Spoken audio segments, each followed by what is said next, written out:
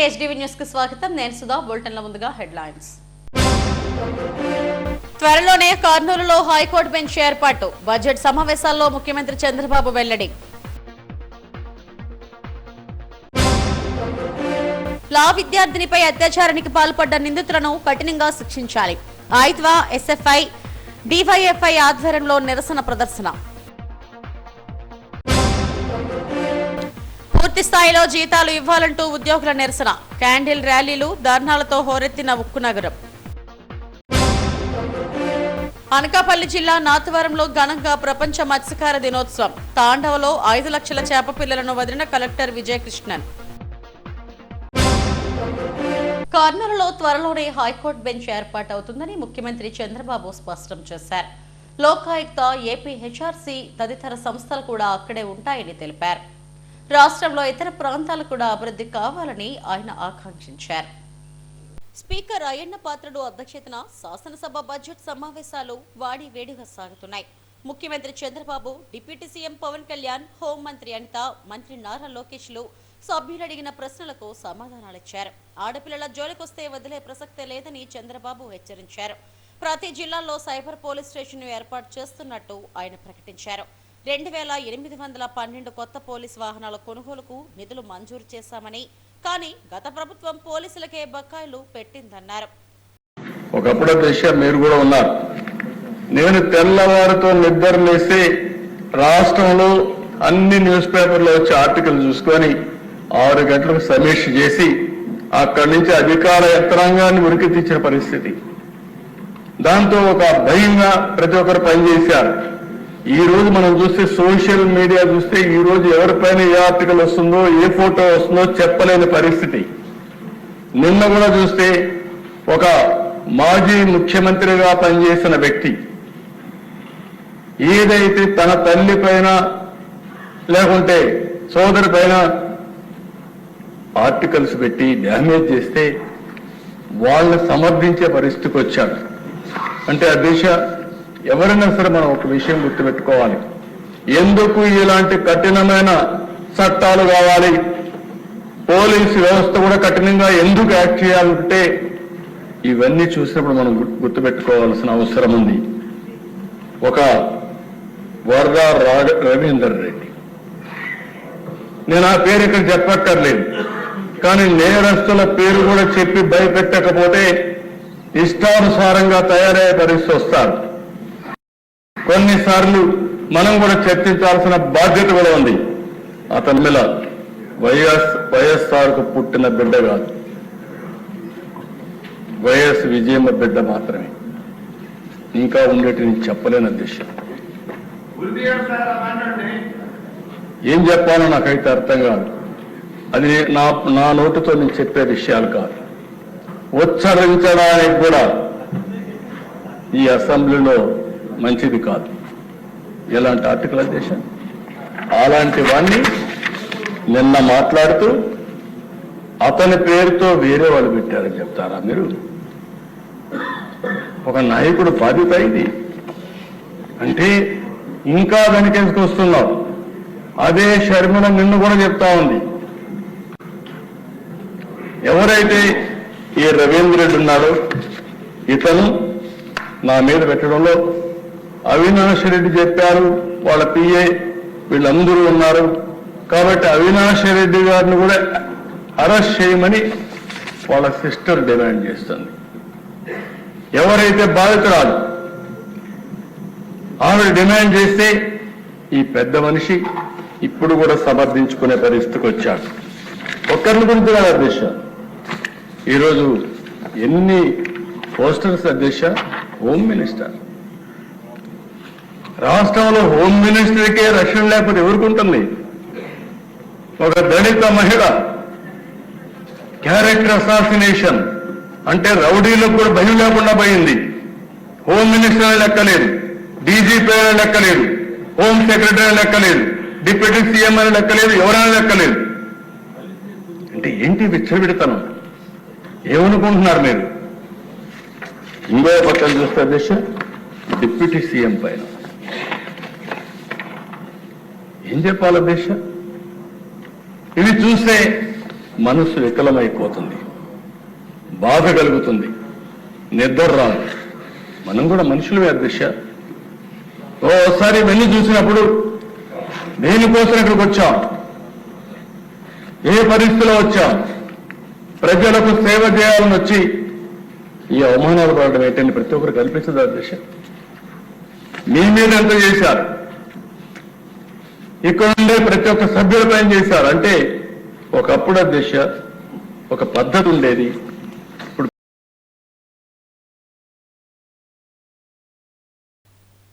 PAC chairman ఎంపికపై ఉత్కంఠ నెలకొంది. వైసీపీ నుంచి ఎవరూ లేకపోవడంతో జనసేనకు ఆ పదవి దక్కింది. జనసేన అధినేత పవన్ ఆంజనేయులు పేరును ప్రతిపాదించారు. దీంతో ఎమ్మెల్యే పులపర్తి ఆంజనేయులు ఎంపిక ఖరారైంది. ఈయన 3 సార్లు ఎమ్మెల్యేగా గెలుపొందారు.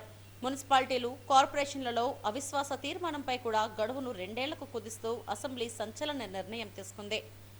విశాఖ తీరంలో వాయు కాలుష్యం స్థాయి 7 రెట్లు పెరిగిందని డిప్యూటీ సీఎం పవన్ కళ్యాణ్ తెలిపారు. సభ్యులు అడిగిన ప్రశ్నకు ఆయన సమాధానమిచ్చారు. విశాఖలో భారీ పెట్టుబడుల ఆకర్షణపై ప్రభుత్వం దృష్టి సారించిందని, అదే సమయంలో పర్యావరణ క్షీణత, కాలుష్యం ప్రభావం తగ్గించేందుకు చర్యలు చేపడుతున్నామన్నారు. దీనిపై పొల్యూషన్ కంట్రోల్ బోర్డు అధ్యయనం చేస్తుందని వెల్లడించారు. ఈ నివేదిక 2025లో వస్తుందని, దాని ఆధారంగా చర్యలు చేపడతామన్నారు. 3 నెలల్లో విశాఖకు టీసీఎస్ వస్తుందని, ఐటీలో 5 లక్షల ఉద్యోగాలే తమ లక్ష్యమని మంత్రి నారా లోకేష్ ప్రకటించారు. ప్రశ్నోత్తరాల సమయంలో ఎమ్మెల్యేలు అడిగిన ప్రశ్నలకు ఆయన సమాధానమిచ్చారు. 2014-19 టీడీపీ హయాంలో 150 కంపెనీలు 50,000 మందికి ఉద్యోగాలు కల్పించాయని గుర్తు చేశారు. వైసీపీ పాలనలో ఒక్క కాంక్లియర్ కూడా జరగలేదన్నారు. గంజాయి సాగు చేసినా, తరలించినా పీడీ యాక్ట్ పెడతామని హోంమంత్రి అనిత హెచ్చరించారు. ఇందుకోసం ప్రత్యేక టాస్క్ ఫోర్స్ సబ్ కమిటీ కూడా ఏర్పాటు చేశామన్నారు. దీంతో నేరస్తులను అణిచివేస్తామన్నారు. 5 నెలల్లో 25,000 కిలోల గంజాయి పట్టుకున్నట్టు వెల్లడించారు. పీడీ యాక్ట్తో పాటు ఆస్తులు జప్తు చేసేలా చర్యలు చేపడతామన్నారు. పీడీ యాక్ట్తో పాటు ఆస్తులు జప్తు చేసేలా చర్యలు చేపడతామన్నారు. ఈరోజు ఐటీ గురించి ఎల్లెక్కి ఉంటే దాంట్లో నేను చాలా స్పష్టంగా కొంచెం చెప్పాను అధ్యక్ష. కొంత రిపిటేటివ్ ఉంటుంది, బట్ లార్జర్ ఆడియన్స్ కోసం నేను చెప్తున్నాను అధ్యక్ష. అధ్యక్ష, డేటా ఇస్ ద ఫ్యూచర్ అధ్యక్ష. మీరు చూస్తే ఏఐ అనేది అనివార్యమైంది అధ్యక్ష. అందరూ కోరేది డేటా సెంటర్లే కాదు, డేటా సెంటర్స్ కి గ్రీన్ ఎనర్జీ కూడా అవసరం ఉంది. అది కూడా 24/7 గ్రీన్ ఎనర్జీ అవసరం ఉంది అని అందరు నేను కోరుతాను జరిగింది అధ్యక్ష. అందుకే జిఓఎంలో గౌరవ ఎనర్జీ మినిస్టర్ గారు కూడా 20 లక్షల ఉద్యోగాలు కల్పించే గ్రూప్ ఆఫ్ మినిస్టర్స్ లో ఉన్నారు. మీ ఇద్దరం కలిసికట్టుగా పిచ్ చేస్తున్నాం కంపెనీస్ కి. డేటా సెంటర్స్ కి కావాల్సిన ఎకో సిస్టమ్ అంటే టాలెంట్, ఇంటర్నెట్ కేబుల్, అదే కాకుండా 24/7 గ్రీన్ ఎనర్జీ అందిస్తానో కూడా వాళ్ళకి హామీ ఇస్తాం జరిగింది అధ్యక్ష. 2019లో చూస్తే గతంలో నేను చెప్పినట్లు ఒక డేటా సెంటర్ పాలసీ తీసుకొచ్చాం అధ్యక్ష. అప్పుడు భారతదేశంలో ఉన్న పక్క రాష్ట్రాలు ఎవరు డేటా సెంటర్ గురించి అంత ఆలోచించిన సమయంలో ఒక డేటా సెంటర్ పాలసీ తీసుకొచ్చాం అధ్యక్ష. దాంట్లో భాగంగా ఒప్పందాలు కుదిరించుకున్నాం. ఆ రోజు భూమి పూజ చేశాం. కానీ ప్రభుత్వాలు మారిపోయినాయి. ప్రభుత్వాలు మారిన తర్వాత ఆ కొండ కావాలని రాజధాని కోసం తీసుకుందాం, ఏదో భవనాలు కడదామని లాస్ట్కి వచ్చి గల కోడికత్తి టవర్స్ గ్రాఫిక్స్ చూపించారు అధ్యక్ష. అందరు చూసుంటారు. వైజాగ్ లో కోడికత్తి స్టైల్లో టవర్స్ కడతామని చెప్తాం జరిగింది అధ్యక్ష. అదే ఆ కొండ మీద కట్టాలని ఏదో కళలు కన్నట్టున్నారు. అదే వాళ్ళు ఇంకా ఇప్పుడు లేరులేండి. బట్ ఆ కంపెనీలో 6 సంవత్సరాలు ఒక్కసారి కూడా వెళ్ళలేదు అధ్యక్ష. నేను మంత్రి అయిన తర్వాత మళ్ళీ వాళ్ళని తీసుకెళ్ళా, అక్కడ చూపిస్తాం జరిగింది. గతంలోనే నేను చెప్పినట్లు చాలా స్పష్టమైన హామీ ఇచ్చాను. వచ్చే 3 నెలల్లో తప్పనిసరిగా అక్కడ గ్రౌండ్ బ్రేక్ చేస్తాం. పెద్ద ఎత్తున మళ్ళీ అక్కడ డేటా సెంటర్స్ తీసుకొచ్చే బాధ్యత మన ప్రభుత్వం తీసుకుంటున్న అధ్యక్ష. ధన్యవాదాలు అధ్యక్ష. అధ్యక్ష, ఈ నకిలీ యాప్స్, ఈ ఆన్లైన్ ట్రాన్సాక్షన్స్ అన్నది మన టైంలో ఏం లేదు అధ్యక్ష. కానీ 2020 దగ్గరకు వచ్చారు అధ్యక్ష. కోవిడ్ అన్నది కోవిడ్ వచ్చిన తర్వాత ఫైనాన్షియల్ గా చాలా మంది క్రైసిస్ ని బేస్ చేసుకుని దాన్ని కూడా ఎన్కేష్ చేసుకోవడానికి క్రైమ్ అన్నది కొత్త పుంతలు తొక్కింది అని చెప్పడానికి ఇది ఒక ఉదాహరణగా మనం చెప్పొచ్చు అధ్యక్ష. ఎందుకంటే అవతల వాళ్ళ బలహీనతలను క్యాష్ చేసుకోవడానికి వాళ్ళు ఈ లోన్ యాప్స్ క్రియేట్ చేయటం, అదేవిధంగా ఇందాక మన వాళ్ళు అన్నట్టు షెల్ కంపెనీస్ నుంచి, అదేవిధంగా కొంతమంది దివాలా తీసిన వాళ్ళు, వీళ్ళందరూ కూడా వాళ్ళ సంపాదనకి ఒక మార్గంగా దీన్ని ఎంచుకున్నారు అధ్యక్ష.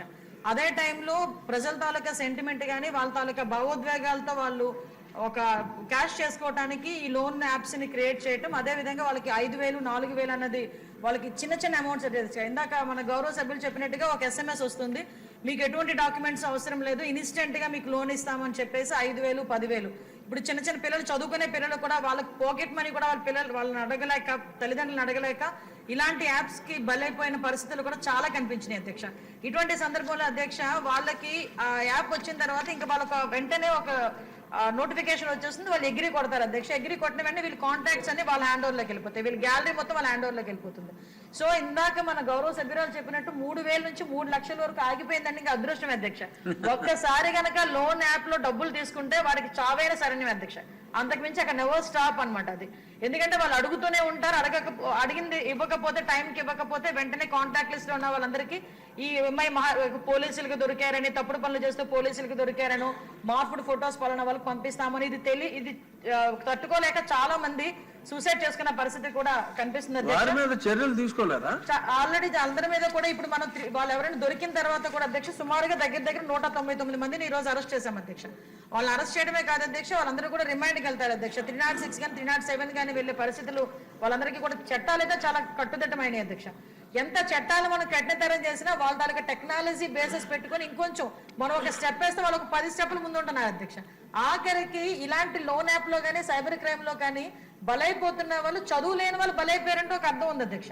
చదువుకున్న వాళ్ళు కూడా ఈవెన్ వాళ్ళకి ఎలాంటి ఫోన్లు కాల్స్ వస్తాయంటే అధ్యక్ష, మీకు ఒక ప్యాక్ వచ్చింది మీ ఇంటికి, ఫ్లిప్కార్ట్ లో మీరు ఏదో ఆర్డర్ చేశారు, అందులో గాంజా ఉంది, ఇది మహారాష్ట్ర నుంచి వచ్చింది, మహారాష్ట్ర పోలీసులు మీరు రావాలి, ఇంత అమౌంట్లు కట్టాలి. ఈ మధ్యన ఏదో బిట్ కాయిన్స్ అని చెప్పి ఏదో వింటున్నాను అధ్యక్ష. అదొకటి, అది పెద్ద స్కామ్. డాక్టర్లు సైబర్ క్రైమ్ దీని మీద రేపు చేయాలి అధ్యక్ష. దీని మీద ఒక చర్చ జరగాలి, జనాలు కూడా అవేర్నెస్, చాలా ఇంపార్టెంట్ సబ్జెక్ట్, ప్రజలు కూడా అవేర్నెస్. 3 కీలక బిల్లులు శాసనసభలో ఆమోదం పొందాయి. ఏపీ లోకాయుక్త చట్ట సవరణ బిల్లు, చెత్త పన్ను రద్దు, సహజ వాయువు వినియోగంపై జీఎస్టీ సవరణ బిల్లులకు శాసనసభ ఏకగ్రీవంగా ఆమోదముద్ర వేసింది. గత ప్రభుత్వం హయాంలో ఇళ్లు, వాణిజ్య సముదాయాల నుంచి దాదాపు 325 కోట్ల చెత్త పన్ను రూపంలో వసూలు చేశారు. దీనిని కూటమి ప్రభుత్వం రద్దు చేసింది. లా కళాశాల విద్యార్థిని అత్యాచార నిందితులను కఠినంగా శిక్షించాలని కోరుతూ ఆయుధ్వా, ఎస్ఎఫ్ఐ, డివైఎఫ్ఐల ఆధ్వర్యంలో జీవీఎంసీ గాంధీ విగ్రహం ఎదుట నిరసన తెలిపారు. మహిళలు, విద్యార్థినులు మానవహారం నిర్వహించారు. మహిళలకు రక్షణ కల్పించాలంటూ నినాదాలు చేశారు. రాష్ట్రంలో బాలికలు, మహిళలకు రక్షణ లేకుండా పోయిందని ఆయుధ్వా రాష్ట్ర అధ్యక్షురాలు ప్రభావతి ఆందోళన వ్యక్తం చేశారు. కామాంధుల చేతిలో యువతులు, మహిళలు, పసిపిల్లలు బలైపోతున్నారని అన్నారు. రాష్ట్రంలో వరుస ఘటనలు దిగ్భ్రాంతికి గురి చేస్తున్నాయని, నిందితులు వంశీ, ఆనంద్, జగదీష్, రాజేష్లపై కఠిన చర్యలు తీసుకోవాలన్నారు. ఘటనపై నిపుణుల కమిటీ వేయాలని డిమాండ్ చేశారు. నిన్నేమో జైల్లోనే గంజాయి దొరికిందంటే ఈ రాజ్యాంగ యంత్రం యొక్క నిస్సహాయత, రాజ్యాంగ యంత్రం యొక్క అసహాయత ఎంత ఎక్కువ ఉందో మనం అర్థం చేసుకోవచ్చు. కాబట్టి గంజాయి నిర్మూలించాలి, డ్రగ్స్ నిర్మూలించాలి, మద్యం ఈరోజు రాష్ట్ర ప్రభుత్వం న్యూ ఎక్సైజ్ పాలసీ తీసుకొచ్చి ఈరోజు నివాసాలు, ఆవాసాలు లేవు, మాకు డబ్బులే కావాలని చెప్పి లైసెన్స్ ద్వారా ఈరోజు డబ్బులు కూడబెట్టుకుంటున్నారు. నాటు సరుకిస్తూ ఉన్నారు, చీఫ్ లెక్కర్ మంచిది ఇస్తామని చెప్తున్నారు. ఇవన్నీ కూడా కారణాలు. ఇవన్నీ కారణాలు కాబట్టే మహిళల మీద దాడులు పెరుగుతూ ఉన్నాయి, నేరాలు పెరుగుతూ ఉన్నాయి, మానవ విలువలు మృగ్యమైపోతున్నాయి. దీనికి కారణం నువ్వు చూపించే ఓటీటీ సినిమాల్లో వచ్చే చెత్త సాహిత్యం, మీరు చూపించే విష సంస్కృతి ప్రభావం అని చెప్పేసి మేము తెలియజేస్తున్నాం. వీటన్నిటిని అరికట్టాలంటే ఒక నిఘా కమిటీని వేయాలి. మహిళా సంఘాలు ఉన్నతమైనటువంటి వాళ్ళతో కమిటీ వేసే పని చేయాలని చెప్పి డిమాండ్ చేస్తున్నాం. వర్మ కమిషన్ సిఫార్సులు ఏం చెప్పారో అది వెంటనే అమలు చేయండి అని చెప్పేసి కూడా డిమాండ్ చేస్తాం. ఎవరు అసలు ఇలా అమ్మాయికి జరిగింది అయ్యో అనేసి ఎవరు ఏం చూపించట్లేదు కనికారం. అది కాకుండా పోనీ టీనేజ్ అమ్మాయిలకైతే మేము అనుకోవచ్చు, చిన్న పిల్లలు ఏం చేశారు, చిన్న పిల్లల నుంచి వదలట్లేదు అబ్బాయిలు. ఈ రోజుల్లో కూడా ఏమైనా అంటే అమ్మాయిలు బయటకు వెళ్ళకూడదు, ఇంట్లోనే ఉండాలి అని అంటారు. అబ్బాయి సంస్కారం ఎక్కడ పోయింది అసలు? అబ్బాయిలు ఏ లోకంలో ఉన్నారు వాళ్ళు? మేమైతే ఇంతమంది మాట్లాడుతున్నామంటే అబ్బాయికి ఎలాగైనా ఉరి శిక్ష చేయాలనేసి ఇది మా ఫైనల్ డెసిషన్. ఎందుకంటే ఇలా ఆడపిల్లకు ఒక అమ్మాయికి జరిగిందంటే ఇది తక్కువ విషయం అనేది కాదు. ఇలా ఎంతమందికి ఆడపిల్లలు జరిగాయి, ఇంక ఇది జరగకూడదు.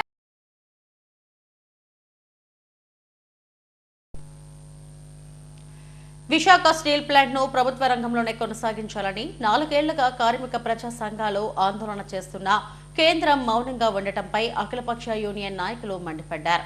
CM Chandrababu, deputy CM Pawan కళ్యాణ్లు ఎన్నికల సమయంలో దీక్షా శిబిరానికి వచ్చి హామీ ఇచ్చారని అన్నారు. ఈ నెల 29న ప్రధాని మోడీ విశాఖ వస్తున్న నేపథ్యంలో స్టీల్ ప్లాంట్ పై ఖచ్చితమైన హామీ ఇవ్వాలని డిమాండ్ చేశారు. నిరసనలో అఖిలపక్ష నాయకులు లీడర్ రమణమూర్తి, అయోధ్యరాం, ఆదినారాయణ, నీర్కొండ రామచంద్రరావు తదితరులు పాల్గొన్నారు. ఇలాగ అందరూ మహనీయులు అందరూ కూడా ఇవాళ పోరాడి మన ప్లాంట్లను తీసుకొని పొచ్చలపల్లి సుందరయ్య గారు ఇటువంటి వాళ్ళందరూ కూడా ఆ రోజు పోరాడి విశాఖపట్నం స్టీల్ ప్లాంట్ని తీసుకురాగలిగారు. దాని పివి నరసింహరావు గారు జాతికి అంకితం చేశారు. జాతికి అంకితం చేసిన ఆ ప్లాంట్ని జాతికి అంకితం చేశారంటే అర్థం ఏంటి? ఈ జాతికి సంబంధించింది, అంతేగాని ఒక ప్రైవేట్ వ్యక్తికి దారాదత్తం చేయడానికి కాదు. ఇప్పటికైనా సరే మోడీ ఈ విషయాన్ని తెలుసుకోవాలి. అలాగే విశాఖపట్నం, శ్రీకాకుళం, విజయనగరంలో ఉన్న ప్రజాప్రతినిధులు అందరూ కూడా బయటకు వచ్చి విశాఖపట్నం స్టీల్ ప్లాంట్ ప్రైవేటీకరణ కాకుండా జరిగే ఉద్యమంలో పాల్గొవాలి. లేకపోతే వాళ్ళ ఇళ్లన్నింటినీ ముట్టడించి వారికి తగిన బుద్ధి చెప్పడానికి ఉత్తరాంధ్రప్రదేశ్ సిద్ధంగా ఉన్నారని గ్రహించాలి. అలాగే పాత గాజులో పెద్ద ఎత్తున ప్రదర్శన చేస్తున్నాం. 28వ తారీఖున ఉదయం 6 గంటల నుంచి 29 సాయంత్రం 6 గంటల వరకు ఇదే దీక్షా శిబిరంలోనే పెద్ద ఎత్తున మరి ఒక నిరాదీక్ష కూర్చోడానికి వేలాది మంది సిద్ధం అవుతున్నారు. దయచేసి ఈ ఉద్యమాన్ని పులి స్టాప్ పెట్టండి, స్టీల్ ప్లాంట్ కాపాడాలండి. ఉత్తరాంధ్ర జీవనాడి అయినటువంటి విశాఖపట్నం స్టీల్ ప్లాంట్ లక్షలాది మంది ఆధారపడి ఉన్నారు. సంవత్సరం 5,000 కోట్ల ప్రభుత్వానికి మేము ట్యాక్స్లు కడుతున్నాం. ఇప్పటికీ 55,000 కోట్ల ట్యాక్స్లు కూడా కట్టాము. ఈ స్టీల్ ప్లాంట్ పెట్టిన పెట్టుబడి 5,000 మాత్రమే కేంద్ర ప్రభుత్వం. కాబట్టి ఇప్పుడైనా ఈ స్టీల్ ప్లాంట్ కి మీరు రక్షించాలని చెప్పి కేంద్ర ప్రభుత్వాన్ని విజ్ఞప్తి చేస్తున్నాం. పబ్లిక్ లైబ్రరీలో మరొక రౌండ్ టేబుల్ సమావేశం జరపబోతా ఉన్నాం. 26 నుంచి 4 రోజుల పాటు బ్లాక్ బ్యాడ్లు ధరించి వేలాది మంది ఉద్యోగులు విధులకు హాజరు కావాలని నిర్ణయం చేశాం. 28వ తారీఖున ఇదే టెంట్లో 36 గంటల పాటు నిరాదీక్ష కూర్చోబోతా ఉన్నాం. ఈ సందర్భంగా రేపు జరిగే మోడీ గారి సభలో ఇటు పవన్ కళ్యాణ్ గారు, అటు చంద్రబాబు నాయుడు గారి సమక్షంలో విశాఖకు సేల్లో కలుపుతూ స్టీల్ ప్లాంట్ ఉద్యోగులకు సమయానికి జీతాలు చెల్లించాలని కోరుతూ కార్మికులు కుటుంబాలతో కలిసి క్యాండిల్ ర్యాలీ నిర్వహించారు. ఉక్కు నగరంలోని సెక్టార్లలో ఈ ర్యాలీ సాగింది.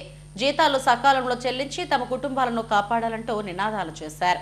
ఉత్పత్తి పెరిగినా ఎందుకు సమయానికి జీతాలు చెల్లించడం లేదని కార్మికులు యాజమాన్యాన్ని ప్రశ్నించారు. నిరసనలో అయోధ్యరాం తదితరులు పాల్గొన్నారు.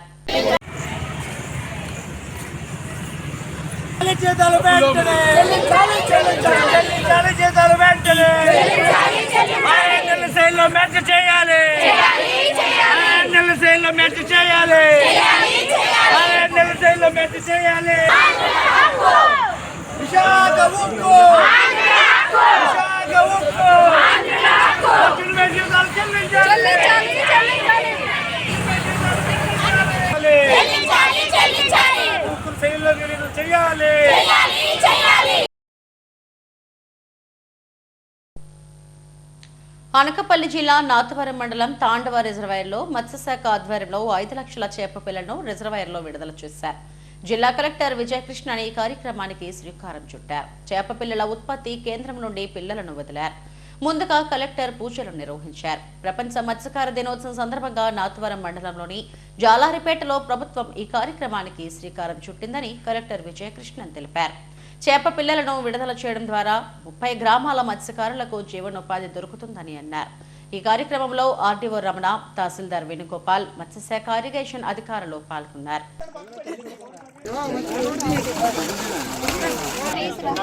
డే సెలబ్రేట్ చేస్తున్నాము. ఆ సెలబ్రేషన్స్ భాగంగా తాండవ రిజర్వాయర్లో ఈరోజు 5 లక్షలు ఫిష్ సీడ్లింగ్స్ వదలడం జరిగింది. ఈ ఫిష్ సీడ్లింగ్స్ కూడా మన గవర్నమెంట్ ఫిష్ సీడ్ ఫామ్లోనే మనం తీసుకువచ్చి పెట్టడం జరిగింది. ఈ తాండవ రిజర్వాయర్లో ఈరోజు మనం పెడుతున్న ఈ ఫిష్ సీడ్లింగ్ బేస్ చేసుకొని ఆల్మోస్ట్ 30 విలేజెస్లో ఉన్న అందరూ ఫిషర్మెన్ బతుకుతున్నారు. It's a very good initiative by the department of fisheries. వాళ్ళకి కంగ్రాచులేషన్స్. అలాగే ఇరిగేషన్ డిపార్ట్మెంట్ వాళ్ళకు కూడా కంగ్రాచులేషన్స్. ఎందుకంటే చాలామంది ఫిషర్మెన్కి ఉపయోగమైన ఒక స్కీమ్ని ఈరోజు మనం చేస్తున్నాము. అలా చేయడంలో మాకు కూడా చాలా సంతోషం. మీ అందరికీ వరల్డ్ ఫిషరీస్ డే శుభాకాంక్షలు. ధన్యవాదాలు. తిరుమల శ్రీవారిని పలువురు సినీ ప్రముఖులు దర్శించుకున్నారు. డీడీ రిటర్న్స్ మూవీ హీరో సంతానం, హీరోయిన్ మసూమ్ శంకర్లు శ్రీవారి సేవలో పాల్గొన్నారు. ఆలయ అధికారులు స్వాగతం పలికి దర్శన ఏర్పాట్లు చేశారు. రంగనాయకుల మండపంలో వైదికులు ఆశీర్వదించగా అధికారులు స్వామివారి తీర్థ ప్రసాదాలను అందజేశారు. ఆలయం వెలుపల హీరో సంతానం మీడియాతో మాట్లాడారు.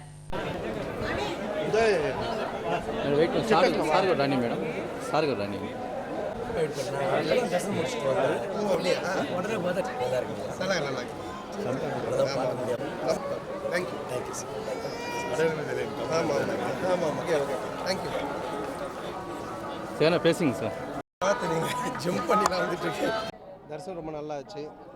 அடிக்கடி திருப்பதிக்கு வரது தான், அதே மாதிரி தான் இந்த டைமும் வந்தோம். டிடி ரிட்டர்ன்ஸ் உடைய அடுத்த பார்ட்டுக்கு வேண்டிட்டு வந்திருக்கேன். ஸோ நல்லபடியாக படம். విశాఖ బాలోత్సవం ఘనంగా ముగిసింది. సెంట్ ఆంథనీ ప్రైమరీ స్కూల్లో 3 రోజుల పాటు జరిగిన బాలోత్సవంలో వందలాది మంది విద్యార్థులు పలు ప్రదర్శనలు ఇచ్చారు. చివరి రోజు ప్రదర్శనలో భాగంగా పలు జానపద శాస్త్రీయ నృత్యాలతో పాటు గ్రూప్ డాన్సులు, ఫ్యాన్సీ డ్రెస్ తదితర పోటీలు జరిగాయి. విద్యార్థులు తమ టాలెంట్ ను ప్రదర్శించేందుకు బాలోత్సవం వేదికగా నిలిచింది. పిల్లల్లో సృజనాత్మకతను వెలికితీసేందుకు ఇలాంటి వేదికలు ఎంతో అవసరమని బాలోత్సవం ఉపాధ్యక్షురాలు రమాప్రభ అన్నారు. 3 రోజుల పాటు ఎంతో ఉత్సాహభరిత వాతావరణంలో పిల్లలు తమ ప్రదర్శనలు ఇచ్చారని చెప్పారు. విజేతలకు బహుమతులను ప్రదానం చేశారు.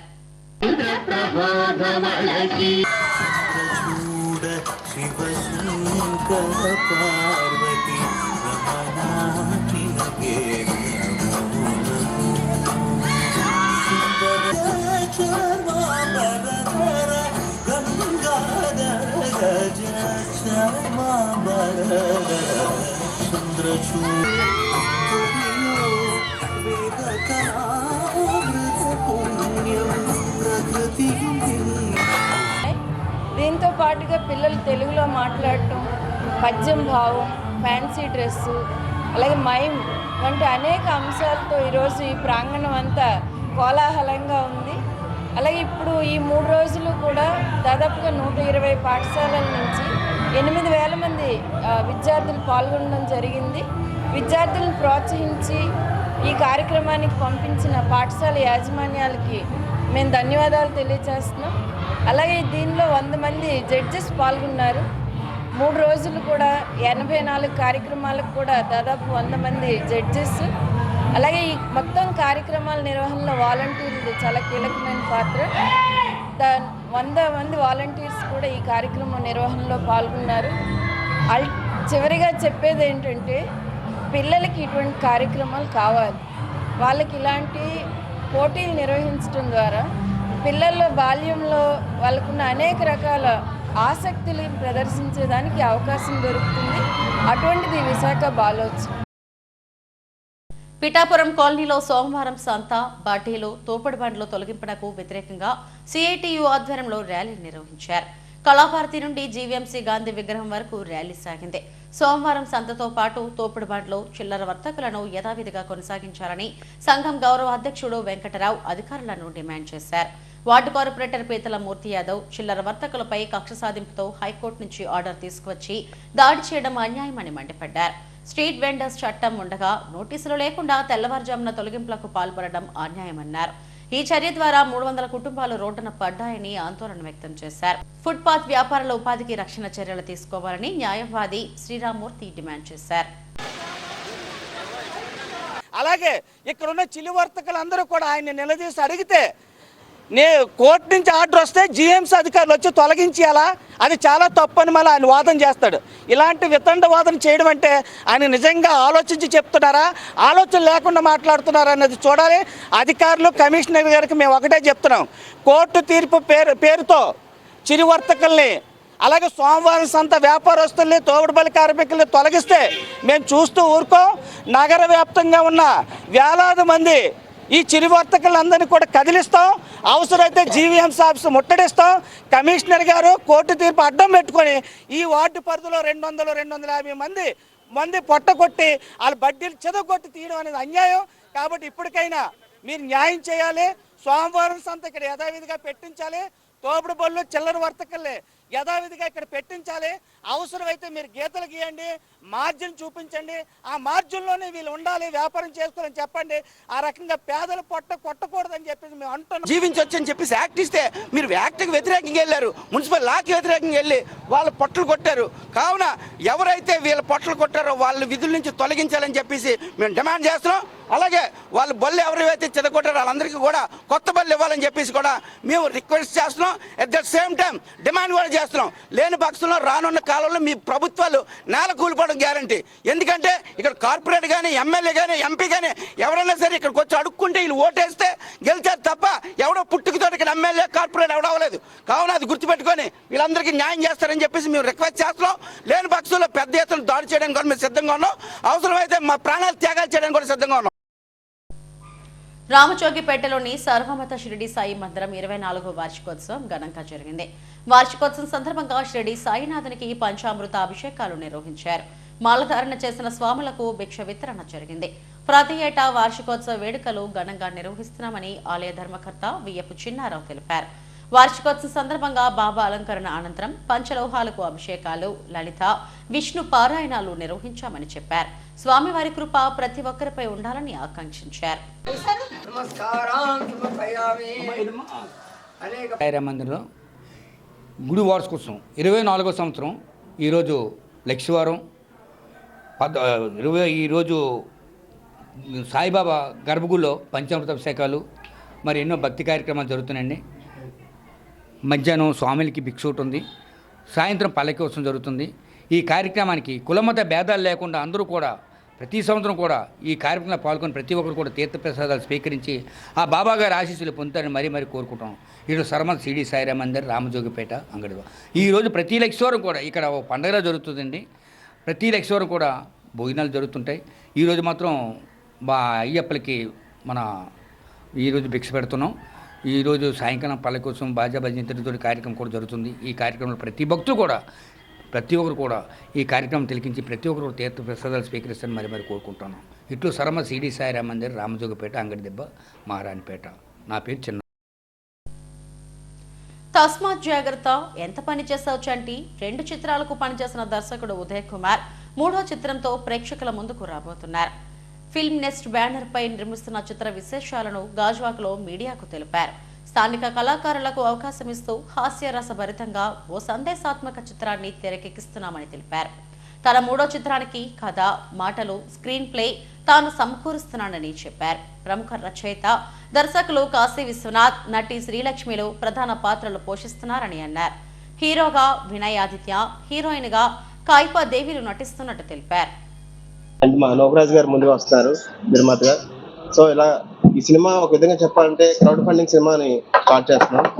కొంతమంది నన్ను నమ్మి చక్కగా సపోర్ట్ చేస్తూ ప్రొడ్యూసర్స్గా ముందుకు వస్తూ సినిమాని మొదలు పెడుతున్నాం.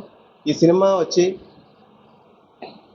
ఒక బైక్ రేస్తో హీరో క్యారెక్టర్ స్టార్ట్ అవుతుంది.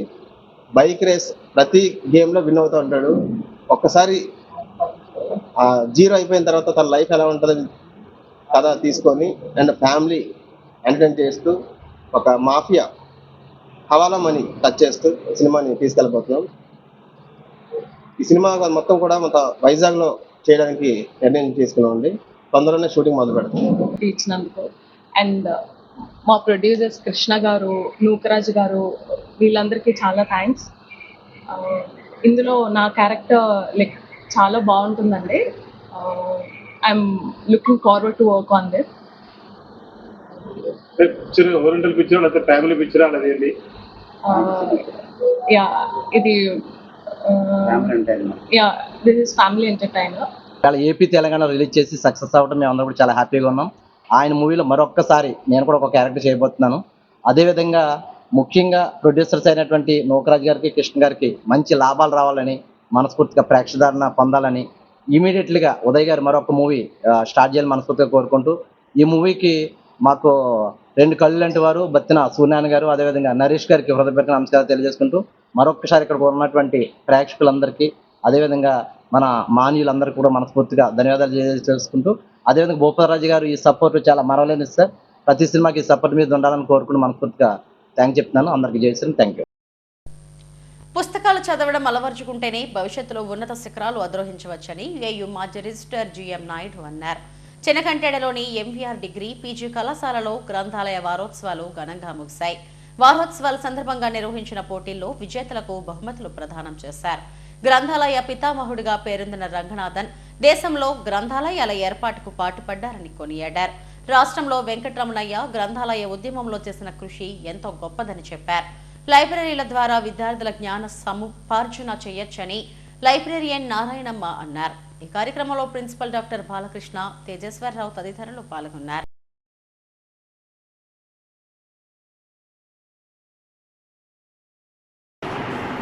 Practice of celebrating Library Week was almost started, I think 1968, right?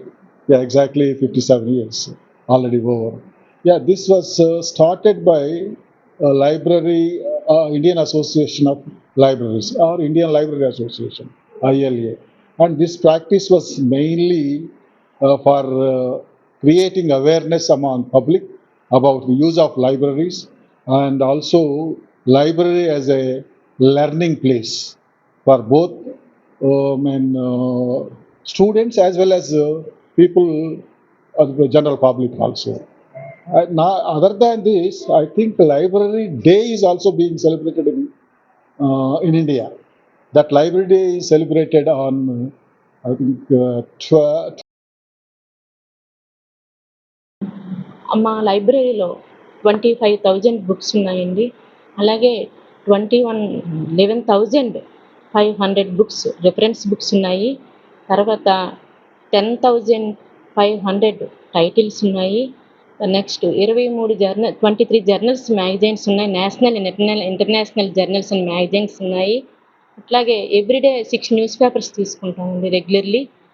Next మన ఈ రీసోర్సెస్ ఉన్నదండి. ఈ రీసోర్స్ ఫెసిలిటీ మా లైబ్రరీలో 2011 నుంచి ఉంది. ఏంటంటే e resource UGC implement list through 1,99,500 books online e resources and text books and 6,000 e journals అవైలబుల్గా పిల్లలు యాక్సెస్ చేసుకోవచ్చు త్రో. హెడ్లైన్స్ మరోసారి. త్వరలోనే కర్నూలులో హైకోర్టు బెంచ్ ఏర్పాటు, బడ్జెట్ సమావేశాల్లో ముఖ్యమంత్రి చంద్రబాబు వెల్లడి. లా విద్యార్థినిపై అత్యాచారానికి పాల్పడ్డ నిందితులను కఠినంగా శిక్షించాలి. ఐద్వా ఎస్ఎఫ్ఐ డివైఎఫ్ఐ ఆధ్వర్యంలో నిరసన ప్రదర్శన. పూర్తి స్థాయిలో జీతాలు ఇవ్వాలంటూ ఉద్యోగుల నిరసన, క్యాండిల్ ర్యాలీలు, ధర్నాలతో హోరెత్తిన ఉక్కు నగరం. అనకాపల్లి జిల్లా నాతవరంలో ఘనంగా ప్రపంచ మత్స్యకార దినోత్సవం. తాండవలో 5 లక్షల చేప పిల్లలను వదిలిన కలెక్టర్ విజయకృష్ణన్. ఇవి ఇప్పటివరకున్న బులెటిన్ అప్డేట్స్. మరిన్ని వార్తా విశేషాల కోసం చూస్తూనే ఉండండి STV న్యూస్. నమస్తే.